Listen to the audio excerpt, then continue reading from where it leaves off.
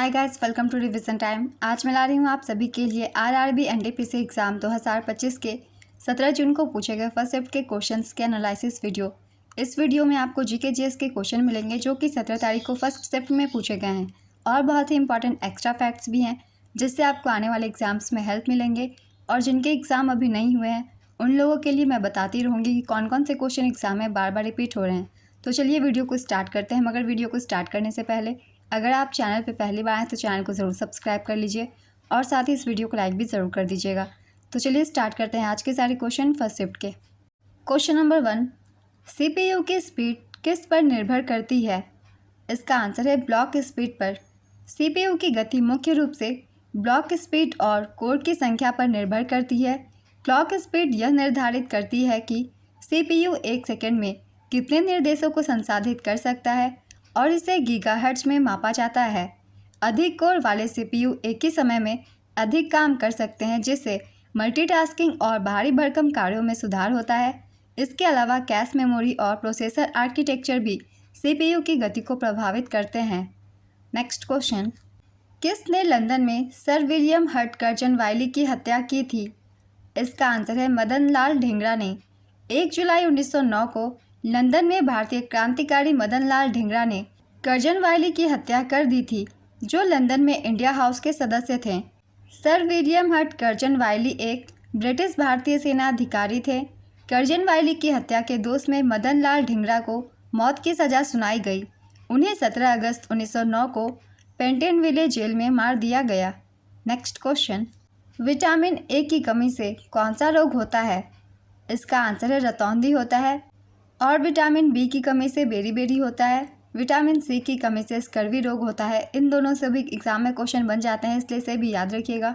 और vitamin A की कमी से रतौंधी होता है और ये आँखों की एक बीमारी है। अगला क्वेश्चन है, चंद्रगुप्त मौर्य के समय भारत कौन आया था? इसका आंसर है मेगास्थनीज आया था। चंद्रगुप्त मौर्य के समय यूनानी राजदूत मेगास्थनीज भारत आया था। वह सेल्यूकस निकेटर का राजदूत था जो चंद्रगुप्त मौर्य के दरबार में आया था। मेगास्थनीज की पुस्तक इंडिका में भारतीय समाज के 7 वर्गों का उल्लेख है और ये 7 वर्गों के नाम हैं ब्राह्मण, क्षत्रिय, वैश्य, शूद्र, कृषक, कारीगर और शिकारी। इस पॉइंट से आपको इंडिका पुस्तक को याद रखना है। इसके लेखक मेगास्थनीज थे क्योंकि काफ़ी बार इससे भी एग्जाम में क्वेश्चन बन जाते हैं। अगला क्वेश्चन है, राष्ट्रीय मानवाधिकार आयोग का मुख्यालय कहाँ है? इसका आंसर है नई दिल्ली में। भारत का राष्ट्रीय मानवाधिकार आयोग 12 अक्टूबर 1993 को गठित एक वैधानिक सार्वजनिक निकाय है। यह 28 सितंबर 1993 के मानवाधिकार संरक्षण अध्यादेश के तहत है। NHRC का मुख्यालय सरदार पटेल भवन, नई दिल्ली, भारत में स्थित है। NHRC के प्रथम अध्यक्ष न्यायमूर्ति रंगनाथ मिश्रा थे। वर्तमान में NHRC के अध्यक्ष न्यायमूर्ति V सुब्रमण्यम हैं, जिन्होंने 30 दिसंबर 2024 को न्यायमूर्ति अरुण मिश्रा का स्थान लिया था। NHRC में एक अध्यक्ष और 5 सदस्य होते हैं। इनका कार्यकाल 3 वर्ष या 70 वर्ष की आयु तक, जो भी पहले हो, तक का होता है। NHRC से पहले भी 2 बार एग्जाम में क्वेश्चन पूछे गए हैं, तो आप इन सब पॉइंट्स को याद रखिएगा क्योंकि इसके अध्यक्ष का नाम पहले पूछा गया था और अभी मुख्यालय पूछा गया है। और कभी कभी इसके गठन का वर्ष भी पूछ दिया जाता है, इसलिए इसके निर्माण का डेट भी याद रखिएगा और कितने सदस्य होते हैं वो भी। अगला क्वेश्चन है, सबसे गर्म ग्रह कौन सा है? इसका आंसर है शुक्र ग्रह। सौरमंडल का सबसे गर्म ग्रह शुक्र ग्रह है। शुक्र ग्रह का तापमान लगभग 464 डिग्री सेल्सियस होता है। इसका मुख्य कारण इसका घना वातावरण है जो मुख्य रूप से कार्बन डाइऑक्साइड से बना हुआ है। यह वातावरण में गर्मी को फंसा लेता है जिससे ग्रह का तापमान बहुत अधिक होता है।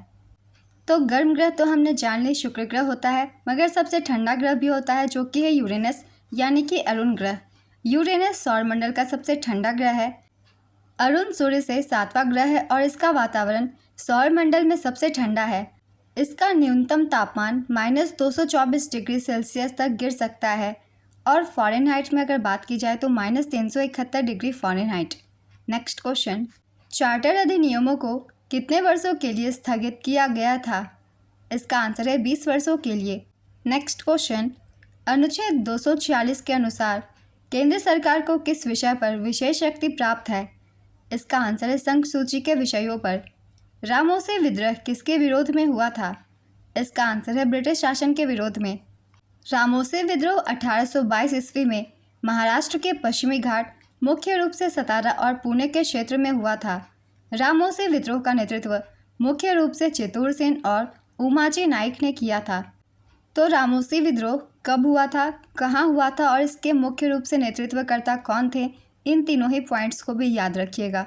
आगे भी हो सकता है एग्जाम में क्वेश्चन पूछ लिए जाएं, क्योंकि विद्रोह से क्वेश्चन इस एग्जाम में पूछे जा रहे हैं। अगला क्वेश्चन है, अप्रैल 2025 में श्रीलंका के किस शहर के मंदिर में प्रधानमंत्री नरेंद्र मोदी गए थे?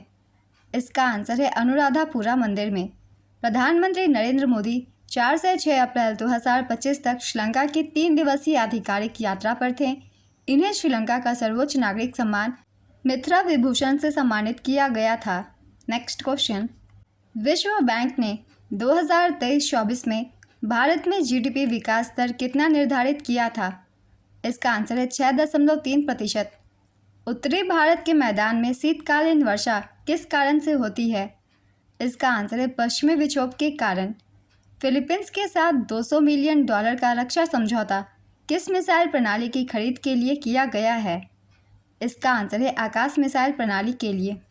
नेक्स्ट क्वेश्चन, IMF द्वारा जनवरी 2025 में विश्व आर्थिक विकास का अनुमान कितना प्रतिशत रखा गया है? इसका आंसर है 3.3%। नेक्स्ट क्वेश्चन, रणजी ट्रॉफी 2024-25 का खिताब विदर्भ ने जीता है। विदर्भ टीम के कप्तान कौन थे? इसका आंसर है अक्षय वाडकर। विदर्भ और केरल के बीच फाइनल मुकाबला ड्रॉ रहा, लेकिन पहली पारी की लीड के आधार पर विदर्भ को चैंपियन घोषित किया गया। प्लेयर ऑफ द मैच रहे Danish Malewar. Player of the series Harsh Dubey, ये विदर्भ टीम के हैं। इस बार का संस्करण था 90वां। सबसे सफल टीम मुंबई है। मुंबई ने अब तक 42 बार रणजी ट्रॉफी जीत रखी है। नेक्स्ट क्वेश्चन, अंधी मलाई कहानी की लेखिका कौन है? इसका आंसर है महादेवी वर्मा।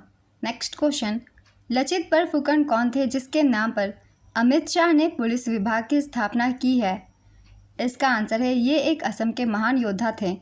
केंद्रीय गृह मंत्री अमित शाह ने असम के डेरगांव में लचित बरफुकन पुलिस अकादमी का उद्घाटन किया, जो अत्याधुनिक पुलिस प्रशिक्षण संस्थान है और इसका नाम इस महान योद्धा के नाम पर भी रखा गया है। नेक्स्ट क्वेश्चन, किसका उपयोग एरोसोल प्रणोदक प्रशीतन और वातानुकूलन प्रयोजन के लिए किया जाता है? इसका आंसर है फ्रीऑन का। रामप्पा मंदिर, जिसे काकतीय रुद्रेश्वर मंदिर के नाम से भी जाना जाता है, ये किस राज्य में स्थित है? इसका आंसर है ये तेलंगाना में स्थित है। नेक्स्ट क्वेश्चन, राजस्थान की सबसे बड़ी कृत्रिम यानी कि मानव निर्मित झील कौन सी है? इसका आंसर है जयसमंद झील। अगला क्वेश्चन है, लोकपाल और लोकायुक्त अधिनियम कब आया था? इसका आंसर है वर्ष 2013 में। ये क्वेश्चन पहले भी एग्जाम में पूछे गए हैं, इसलिए इसे याद रखिएगा। अगला क्वेश्चन है, सिंधु घाटी सभ्यता का स्थल धौलावीरा किस लिए प्रसिद्ध था? इसका आंसर है यह उन्नत शहरी नियोजन, विशाल किलेबंदी, उच्च स्तरीय जल प्रबंधन प्रणाली और परिष्कृत जल संचयन व निकासी व्यवस्था के लिए प्रसिद्ध था। तो ये सारी व्यवस्थाएं धौलावीरा में उपस्थित थी। ऑप्शंस में जो भी इनमें से एक हो आप उसे टिक कर सकते हैं, क्योंकि ये सारे इसमें मौजूद थे। अगला क्वेश्चन है, स्प्रिंग में मुख्य रूप से कौन सी तरंग उत्पन्न होती है? इसका आंसर है अनुदैर्ध्य तरंग। नेक्स्ट क्वेश्चन, इनमें से कौन पूर्वोत्तर की पहाड़ी नहीं है? तो पूर्वोत्तर की जो पहाड़ियाँ हैं उनके नाम हैं नागा पहाड़ी, खासी पहाड़ी और पटकाई पहाड़ी। ये तीनों ही पूर्वोत्तर की पहाड़ियाँ हैं। इनके अलावा जो ऑप्शन में हो आप उसे टिक कीजिएगा, क्योंकि क्वेश्चन में पूछा गया है कौन सी पूर्वोत्तर की पहाड़ी नहीं है। नेक्स्ट क्वेश्चन, जब आप कंप्यूटर में स्लाइड शो चला रहे हैं और आप चाहते हैं कि कोई आपकी स्लाइड्स न देख सके, तो उसके लिए आप क्या प्रयोग कर सकते हैं? इसका आंसर है आप ब्लैंक स्लाइड का उपयोग कर सकते हैं या फिर ब्लैक स्क्रीन का। तो आज की ये एनालिसिस वीडियो कंप्लीट होती है। फर्स्ट शिफ्ट के सारे क्वेश्चंस थे, तो जितने भी एक्स्ट्रा फैक्ट्स हैं उन्हें आप सब बहुत ही ध्यान से देखिएगा, क्योंकि एग्ज़ाम में उनसे भी क्वेश्चन पूछे जा रहे हैं। और जो क्वेश्चन मैं बता रही हूँ कि बार बार रिपीट हो रहे हैं, तो उसे भी आप ध्यान से देखिएगा और उसके बारे में थोड़ा एक्स्ट्रा भी पढ़ लीजिएगा, क्योंकि उससे भी क्वेश्चन बन जाते हैं चेंज करके टॉपिक। और अगर ये वीडियो आप सभी को हेल्पफुल लगे तो वीडियो को लाइक ज़रूर कर दीजिएगा, और इस तरीके की एनालिसिस वीडियो के लिए चैनल को भी ज़रूर सब्सक्राइब कर लीजिए। तो फिर मिलते हैं अगली वीडियो के साथ। आप सभी को आने वाले एग्ज़ाम्स के लिए ऑल द बेस्ट।